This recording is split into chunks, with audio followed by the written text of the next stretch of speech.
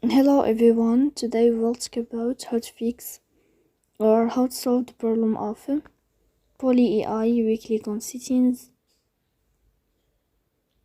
In this page you can click on apps, default apps, app settings. On above you can search about Poly.Ai and you will enter. Then this page of app info, you can click on first stop and you can click OK. Here we'll enter to the window of storage. Here can click on clear cache. Don't click clear data because that can delete your account. In the end you can turn off your phone and you can turn on your phone again, so please don't forget to support us by like and subscribe. See you next time in another video, and thank you for your attention and your watching.